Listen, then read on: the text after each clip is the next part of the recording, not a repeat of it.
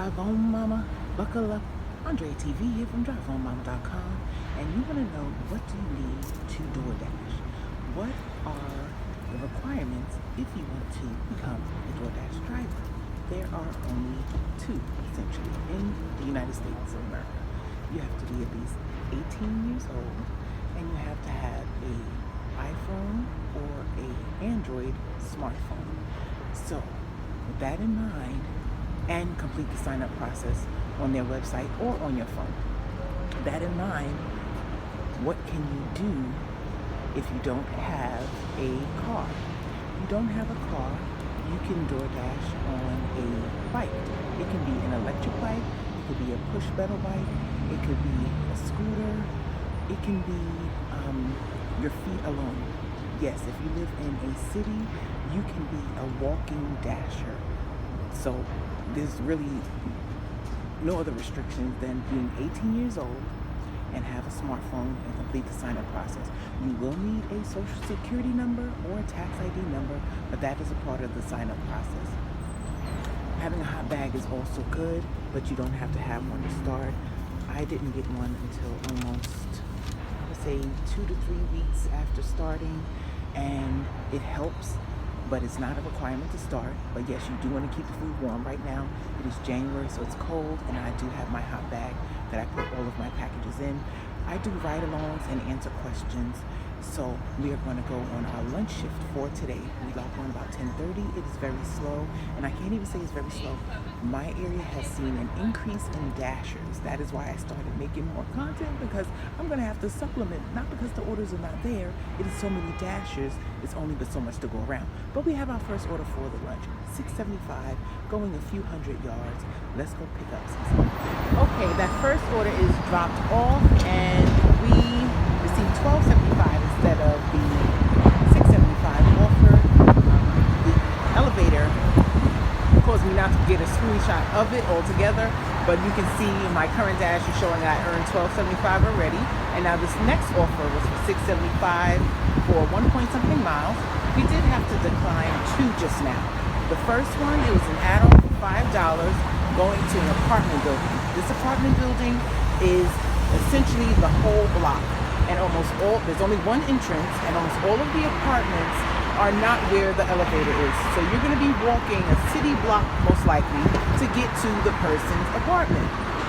And $5 is showing that it's not going to go up. In my market, when they send an add-on, the minimum to possibly be a hidden tip would be $6. So $5 I know is going to remain $5, and it's the lunch periods. Right now it's like 11:10.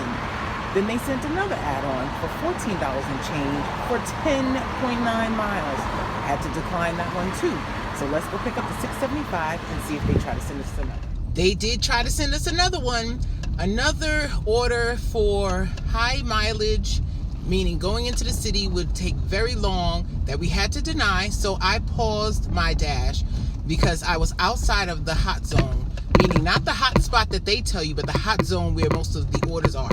And the further away you are from the restaurants, the more unfavorable orders you will receive, because now they're pulling for anyone to take them, and experienced dashers, especially those who are doing it full time, know these things, and they've already denied it. So now they start going further and further and further out, and I was too far out. So I paused the dash. That $6.75 turned into $14.75, and then we ended our dash. Even though it's lunchtime, it's like 11:36 right now. We made $27.50 in that 1 hour, and had to decline 3 out of our 5 offers. So we ended our dash so we can start afresh and anew when we get back in the hot zone. Let's go. Okay, we did arrive back to the avenue about 11:40, and our first order back was another catering order, $7 going 1-point-something miles. We accepted it, and it said the ready time was going to be 11:46, but they said a few more items needed to be made, which we will gladly wait for. So now we are back in the car and about to deliver. It is about 11:54, but I also paused the dash. I couldn't receive any more orders, even though they almost never send you an add-on when you have a catering order.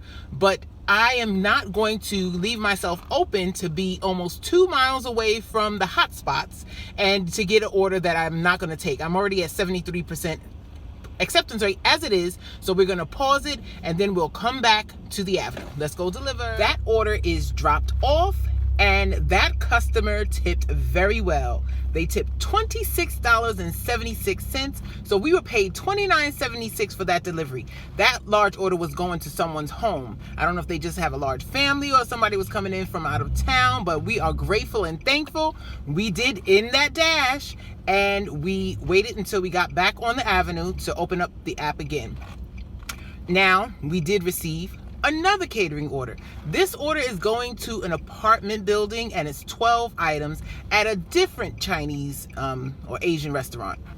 So I don't know if they're going to be as generous as the house, but I'm not judging. I'm just saying, in my experience, the apartment dwellers do not tip as well as the homeowners.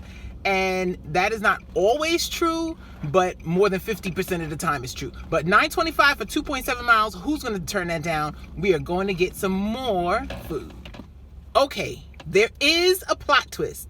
That building is an apartment building, but they do have office space at one corner of the building that I've never been to, that the entrance is on the back side of the apartment building. So that large order was going to a business, and they almost tried to beat the previous order, and they tipped $25.51. Thank you, Mr. or Mrs. Customer. I am having the greatest Friday of 2024. It is January 12th, 11th. The second Friday in January. But we are very grateful. We ended that dash because, again, if there is a large order out there, I want to be able to receive it. We got back to the avenue, turned on the app. They sent us a $5 for 1 mile. I declined it because of the restaurant, not because of where it was going. That restaurant is slow, and right now it's very busy in my market. It's a 3-day weekend, I believe. It's MLK on Monday. For whatever reason, even though it's almost 1 o'clock, it's still showing very busy in my area. I declined that because I didn't want the wait, and then I accepted the next one, $6.75 for 0.7 miles. Let's go get say penne. Let's go get some penne alla vodka. Okay, that last order remained at $6.75, and the slowdown is real. We did one order in that 40-minute time period. We logged off at about 1:31. Came back to the avenue and saw many dashers lining the street and no orders, no dings. So now it is the slow time. That's usually 1:30 to 4:30, 5 o'clock in my market anyway. And this was a great lunch period. We had to break it up into multiple dashes, as you can see in the screenshot. The first 18 was what I made from 8:30 when I logged on to 10:10. That is all that was out there. Again, sitting there with a bunch of dashers, not that many people ordering breakfast. But for the lunch shift, we made $93.52. Woohoo! So, yes, to be a dasher, you just have to be 18 with a smartphone. It is better if you do have a car, because I don't believe that they would send you large orders without one. But you can walk it there. My sister orders Doordash often, and she has had dashers walking to bring her food. So it can be done. Good luck to you, and drive on!